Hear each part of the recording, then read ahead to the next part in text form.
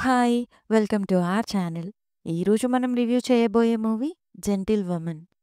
లిజోమల్ జోసే, లొసీలియా lead రోల్స్‌లో, Jashuva సేతురమన్ డైరెక్షన్‌లో వచ్చిన movie ఇది.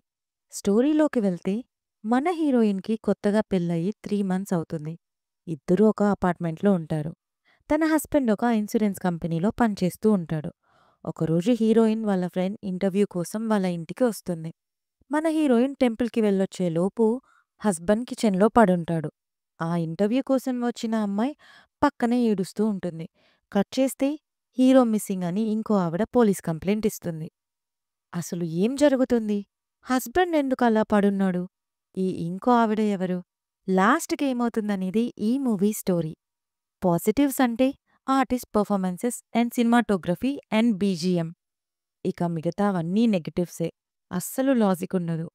అంత పెద్ద అపార్ట్మెంట్‌లో సీసీటీవీ లేకపోవడం, అసలు ఇన్‌స్టాంట్‌గా కొన్ని కొన్ని డెసిషన్స్ తీసుకోవడం, పోలీస్ ఇన్వెస్టిగేషన్ అసలు ఏదో ఇంటికొచ్చి మాట్లాడేసి వెళ్ళిపోవడం, పోలీస్ ఆఫీసర్ కనపడకుండా పోతే అసలు ఇన్వెస్టిగేషన్ చేయకుండా ఉండడం, ఇలా ఒకటి కాదు మూవీ అంతా లాజికల్ మిస్టేక్సే.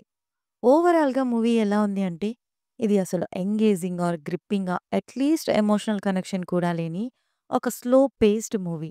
మీకు వేస్ట్ చేసే అంత టైం ఉంటే ఖచ్చితంగా చూడండి. అమెజాన్ ప్రైమ్‌లో స్ట్రీమ్ అవుతుంది.